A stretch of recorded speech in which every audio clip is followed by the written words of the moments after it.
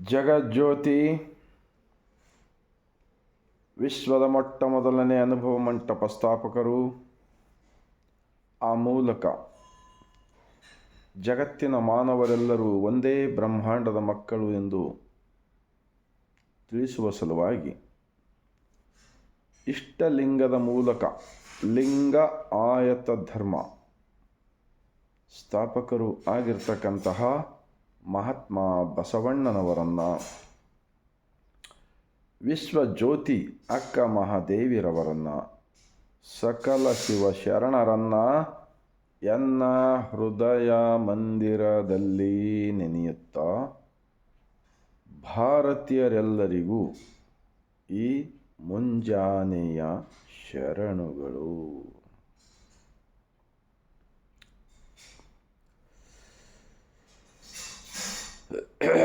ನನ್ನ ದೇವರು ನನ್ನ ದೇಹದೊಳಗೆ, ನನ್ನ ದೇಹವೇ ನನಗೆ ದೇವಾಲಯ, ನನ್ನ ಅರಿವೇ ನನಗೆ ಗುರು. ಈ ತರಹ ಮಹಾತ್ಮ ಬಸವಣ್ಣನವರು ಸ್ಥಾಪಿಸಿದ ಲಿಂಗ ಆಯತ ಧರ್ಮ, ಈ ಧರ್ಮ ಏನು ಹೇಳಿ ಕೊಡುತ್ತದೆಂದರೆ, ಒಂದು ಮಹಾತ್ಮ ಬಸವಣ್ಣನವರ ವಚನದೊಂದಿಗೆ ನಾವು ಅರ್ಥ ಮಾಡಿಕೊಳ್ಳೋಣ. ಈ ದೇಹವೆಂಬ ದೇಗುಲದಲ್ಲಿ ಯಾರಿದ್ದಾರೆ ಇದನ್ನು.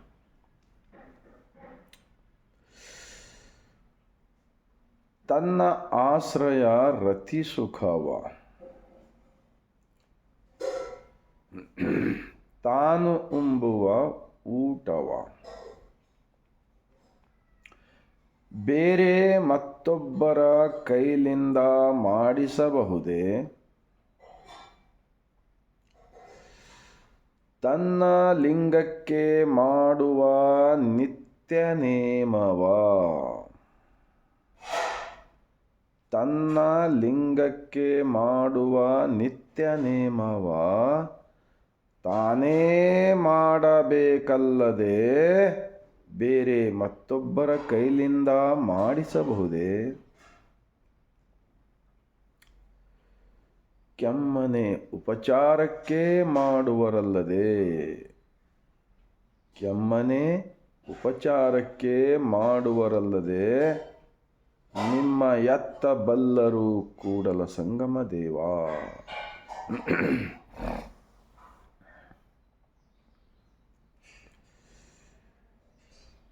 इस वचन को मैं थोड़ा सा हिंदी में ट्रांसलेशन करने का कोशिश करता हूँ भगवान की बारे में.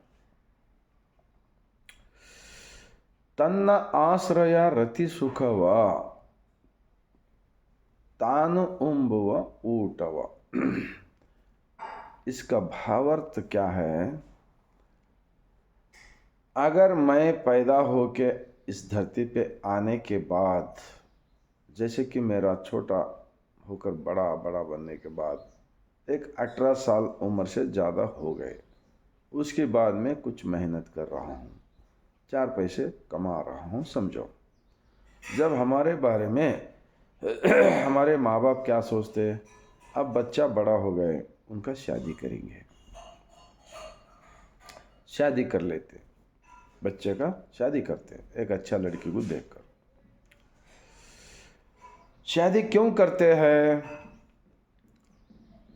एक इंसान उम्र होने के बाद में उनका शरीर के अंदर पूरे अलग हो जाता है, उनकी भावार्थ अलग हो जाता है, उसको नॉलेज आता है. जैसे कि जंगल में जानवर, प्राणी, पक्षी वो भी शादी कर लेते हैं. सन्यासी कोई भी नहीं रह सकते, सन्यासी का ये प्रकृति का नेचर है. चलो, सन्यासी बोले तो नेचर का विरुद्ध है, अपोज है. वो एक दूसरों को एक अलग सा, मैं एक अलग हूँ, मैं श्रेष्ठ हूँ, ऐसा बताने के वास्ते देश के अंदर स्टार्ट हो गए. अगर कुछ लोग शादी नहीं कर लेते, उनका मर्जी है, वो भी चलता. लेकिन बहुत सारे लोग एक को देख कर एक सन्यासी हो रहे. वो क्यों हो रहे? मेहनत करना ना, करने का नहीं होता। ऐसे लोगों को एक नज़र में मैं एक बहुत ज्ञानी हूँ, मैं श्रेष्ठ हूँ, मैं संसारिक नहीं हूँ, ये सब पूरे लोगों की नज़रों में उनको एक गुमराह करने का एक षड्यंत्र है ये। ऐसा समझता हूँ मैं इस बसवण्णा का वचन पढ़ने के बाद में। तो तन्न आश्रय रति सुखव तानु उंबुव ऊटव। जब शादी कर लेने के बाद जोरू मर्द कितना खुशी से रहता है ना, वो खुशी मैं शादी नहीं करूँगा। 18 उम्र हो, 20 हो, 40, 50 हो, 80 तक मैं ऐसे रहूँगा बोल के कोई बोल सकता क्या? नहीं बोल सकते हैं, नहीं बोल सकते। ऐसा करे सो वाले बहुत सारे कुछ जो लोगों को प्रवचन बोलने वाले लोग हैं, अभी भी कुछ लोग जेल में हैं, लपड़ा करके, औरत के लपड़ा करके जेल में है। उनका नाम सब आप लोगों को मालूम है। कुछ लोग चोरी चोरी से करते रहते, जब बाहर आ गए वो लोग जेल में। ऐसे बहुत सारे लोगों ने करे होंगे, वो मालूम नहीं होता। तो तन्न आश्रय रति सुखव तानु उंबुव ऊटव। जैसे कि मेरा एक फ्रेंड है समझो, उन्होंने एक अच्छा लड़की को, एक काम कर रहा है, 4 पैसा कमा रहा है, एक अच्छा लड़की को, खूबसूरत लड़की को देखकर शादी कर लिया। तो उन्होंने शादी कर लेकर रोज़ जोरू और मर्द दोनों प्यार से, मोहब्बत से हमारे सामने रोज़ इधर से उधर फिर रहे। तो उनका देख देख कर उनका खुशियाँ जो मिल रहा है उनको, वो हमको आ सकता है क्या? हाँ, कोई तो बताओ। किसी हालत में उनका खुशी हमको नहीं आता। उनका देखकर हम भी शादी करना बोल के दिल बोलता है। हाँ, ऐसा है। ये सोचो बसवण्णा जी का वचन क्यों लिखे। इसलिए 890 साल से पहले लिखा हुआ ये शरणों का वचन है ना। ऐसे उनकी पूरे गलतियां बाहर आते ना, इसलिए जल्दी प्रचार नहीं करते लोग। तान उम्बुव ऊटव। अभी मुझे भूख लगा है समझो, मैं खाना खाता हूँ पेट भरकर।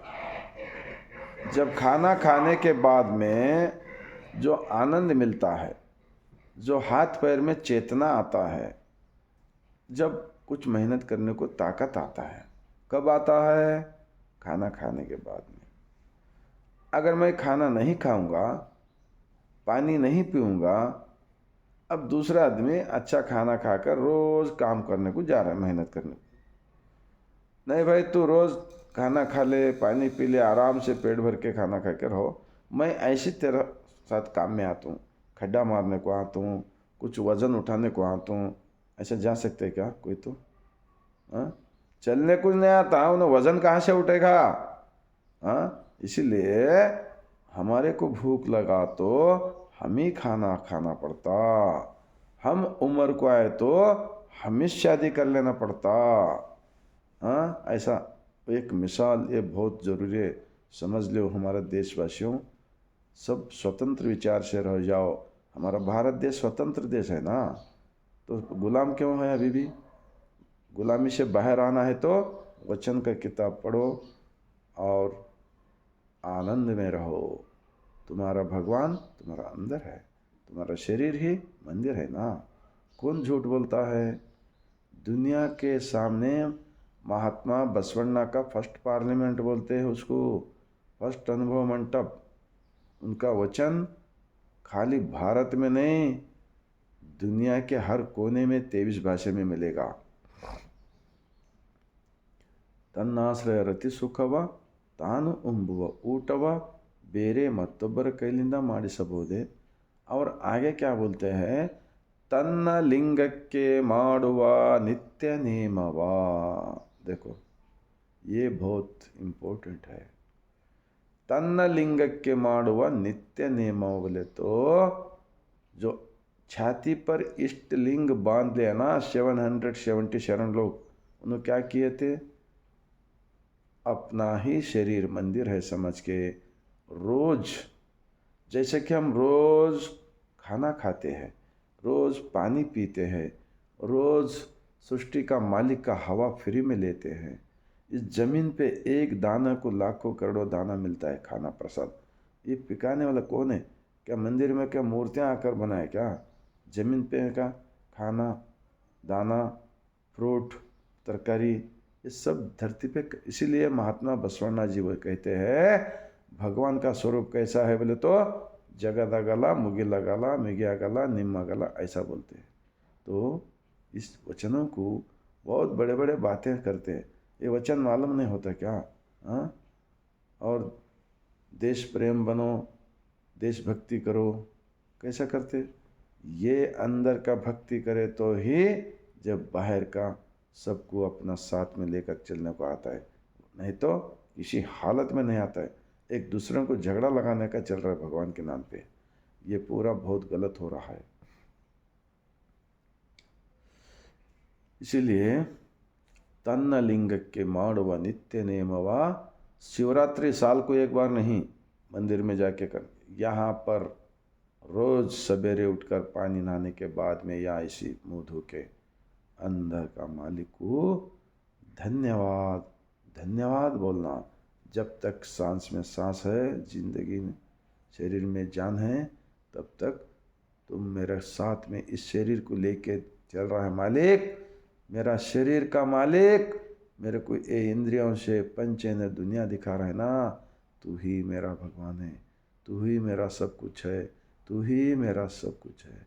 ऐसा बोल के 5 मिनट, 10 मिनट, लास्ट में 2 मिनट अल्लम प्रभु जी बोलते हैं क्षणदೊಳಗಿನ अर्ध क्षणवाದರೂ निजद निलुवे साकु बोलते हैं।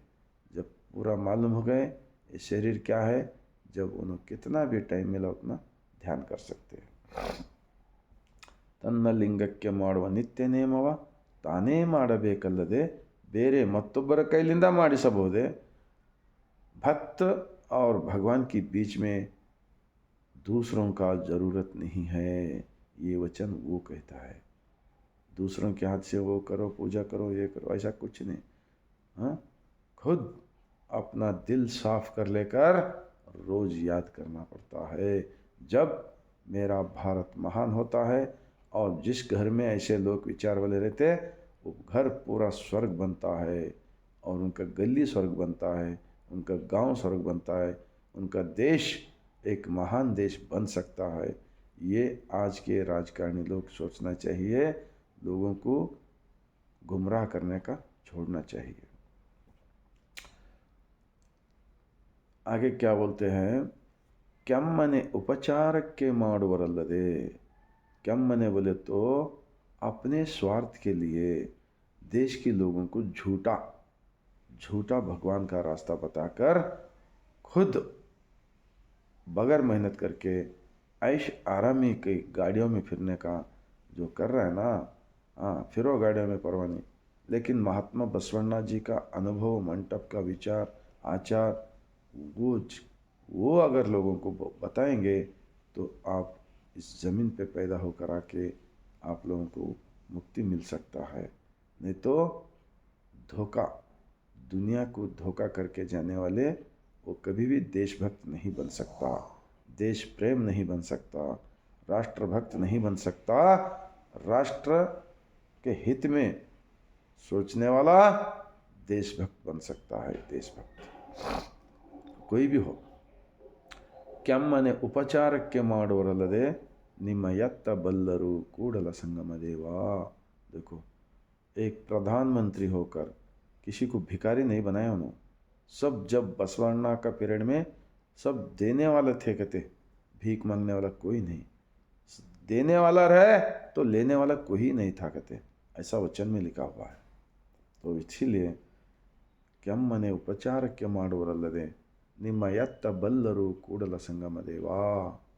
ऐसे अंदर का भगवान को नहीं समझ रहा ना ये लोग, अगर समझे तो दुनिया के सब लोग अच्छा मिलकर जीने को आता है। ये बहुत बसवण्णा जी का एक बहुत विनंती था, एक कड़कड़ी था। अभी हमारा कर्नाटक स्टेट का जब श्रीमान सीएम मुख्यमंत्री सिद्धरामैया जी महात्मा बसवण्णा और शरणों को उन्होंने उस जमाने में 12वीं शताब्दी में त्याग बलिदान करने वाले इतना महान विचारों को उन्होंने मान्यता दिया। जब लिंगायत धर्म मान्यता दिया, अब सांस्कृतिक नायक बल के मान्यता दिया, पूरे सरकारी कचहरियों में संस्था के बसवण्णा का भावचित्र लगाने के वास्ते बोला, तो अभी आगे तो सब लोग उन महात्मा बसवण्णा और शरणों का विचार हम सब समझेंगे, थोड़ा थोड़ा आचरण में लाएंगे और सबको दिखाने का समझाने का कोशिश करें तो इस धरती पे पैदा हो के आके कुछ फ़ायदा होगा, कुछ मुक्ति मिलेगा। बोलते हुए आप सबको अच्छा लगा। पूरे भारत के 145 करोड़ जनता को ऐसा विचार पहुंचना चाहिए। पहुंचाने का काम करे तो बहुत बड़ा महान पूजा होता है। इतना बोलते हुए मैं भारत के पूरे मेरे मूल निवासियों को, जो देश का अंदर महापुरुषों का ऐसा विचार पढ़ना, दूसरों की बोलने वालों को सबको मैं सर झुकाकर मैं शरण करता हूँ।